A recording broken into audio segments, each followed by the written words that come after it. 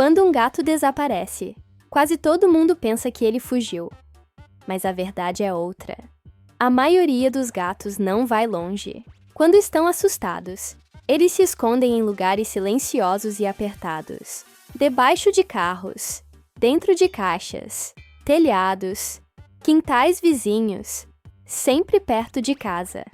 E o detalhe que quase ninguém sabe: eles só se movimentam quando tudo fica quieto.